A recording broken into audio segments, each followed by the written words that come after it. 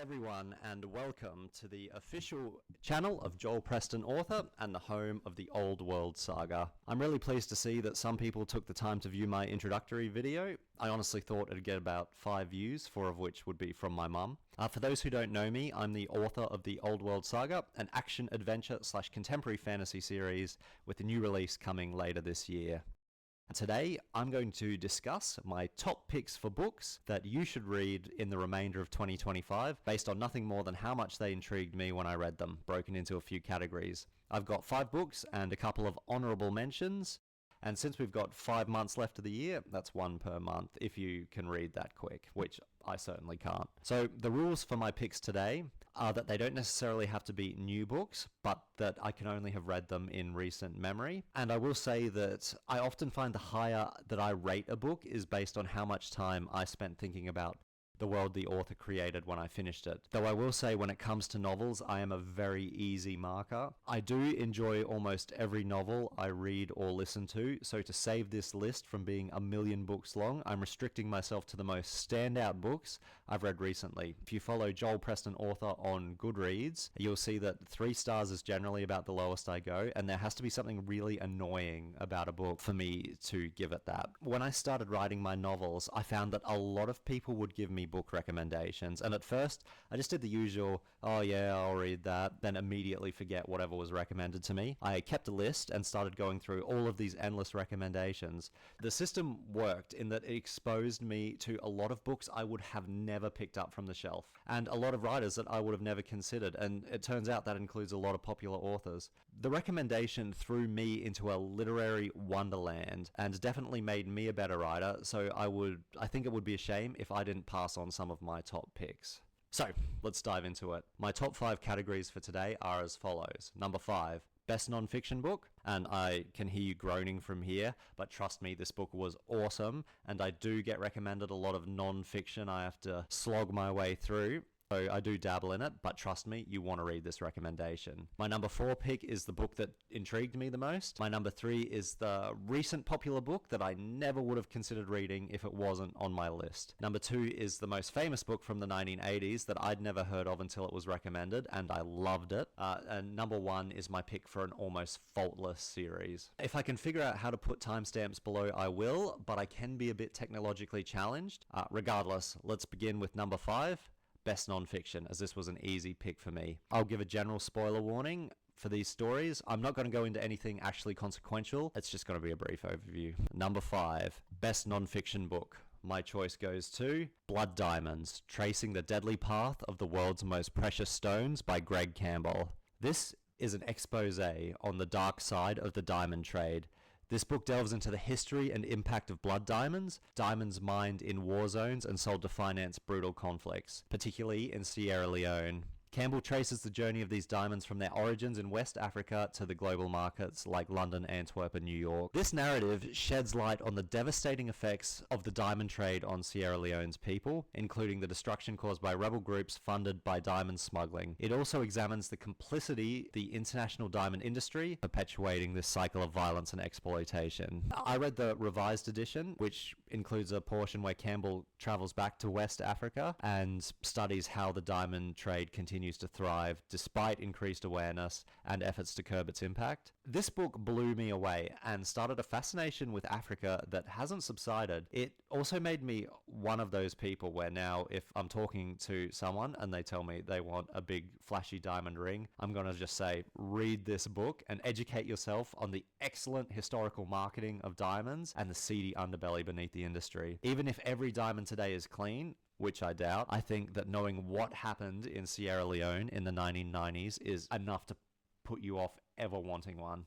Since I've read this book, I've read some other books on the Lost Boys of Sudan, the histories of dictators in Africa, and the current conflicts continuing to tear the continent apart. It's really interesting stuff. I also read that the movie Blood Diamond with Leonardo DiCaprio was based on this book, and that is a fantastic movie. So if you're going to read any non-fiction book this year, I recommend this one. Let Greg Campbell explain how a shiny rock unlocks the pure darkness of humanity. And this was an easy 5-star for me. All right, we can move on to fiction. Number 4, the book that intrigued me the most. This is The Damnation Game by Clive Barker. Clive Barker's Damnation Game is a dark and chilling tale that delves into the themes of desire, corruption, and the cost of ultimate power. The story follows Marty Strauss, a recently released convict who is hired as the personal bodyguard for Joseph Whitehead, a reclusive and immensely wealthy man. Whitehead's no ordinary employer. He's haunted by a dark past, including a Faustian deal with the enigmatic and sinister Mamulian, who can manipulate life and death. This story was recommended to me by a colleague at work who is always recommending old media to people, and I'm glad he did because this book captivated me. If I'd read the blurb myself, I never would have picked this up, especially when it opens in World War II, because going back to the 1940s can get very tiresome. This book is very graphic, very gory, and has scenes that are definitely not safe to talk about on YouTube. And a warning, does contain scenes of torture and mutilation towards dogs. So my rating for this book was only 4 out of 5, and I will remain spoiler-free as I can here, but some elements of the story are left to the reader's own interpretation, and for this story in particular, I didn't like that. I would have much preferred if every aspect of the supernatural elements of the story was completely and thoroughly explained, but that's just me, so definitely check it out. Alright, number 3, most recent popular book that I never would have considered if it wasn't recommended to me.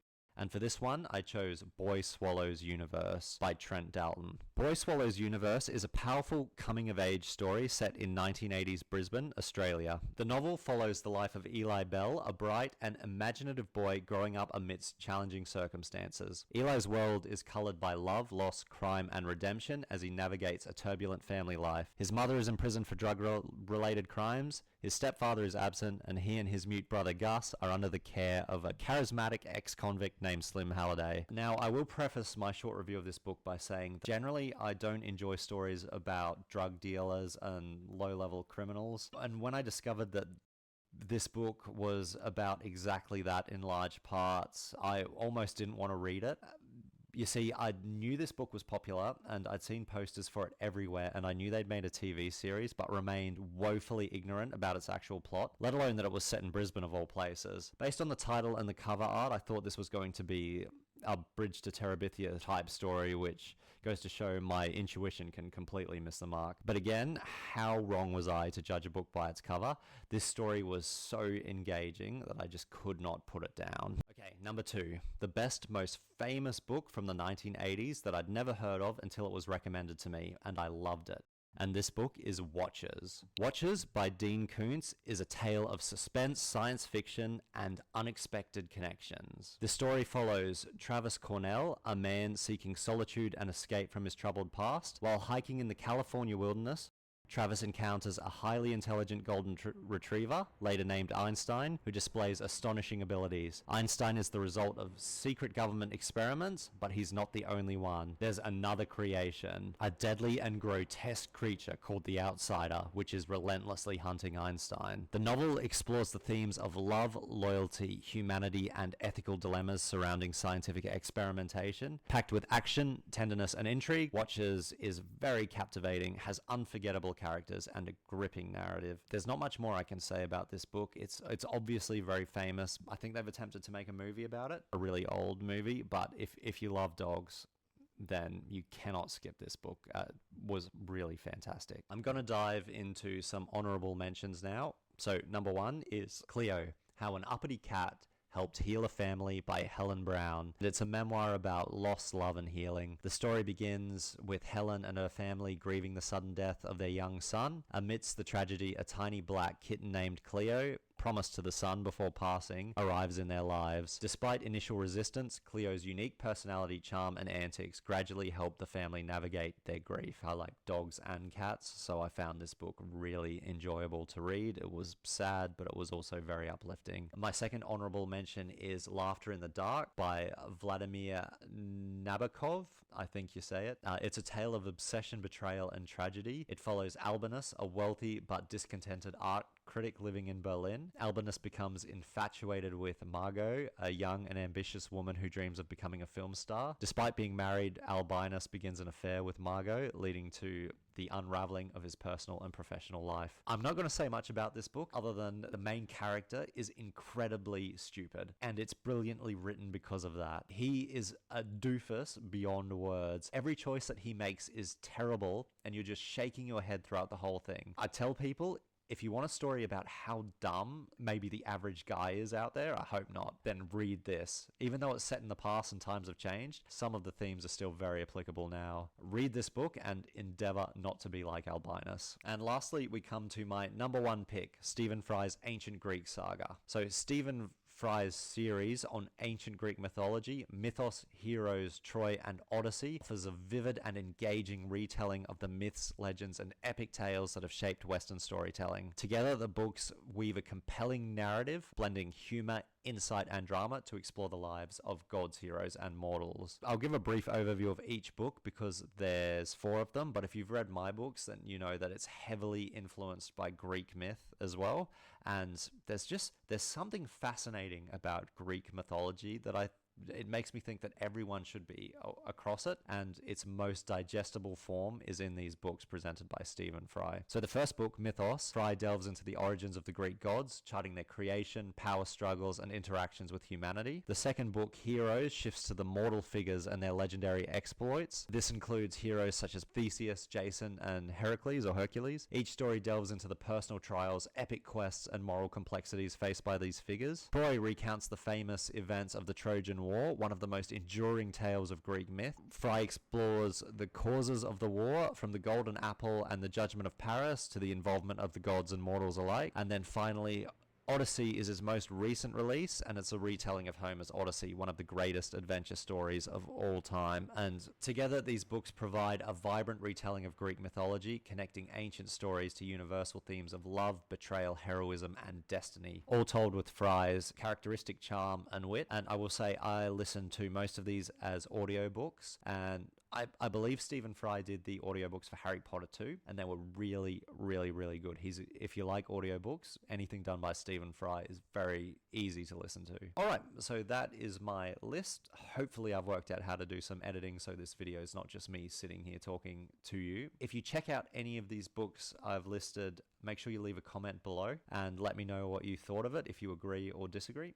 My next video is going to be the very long and detailed story of how I wrote my first book, and I'm looking forward to telling that. So stay tuned, and I'll catch you next time. Cheers.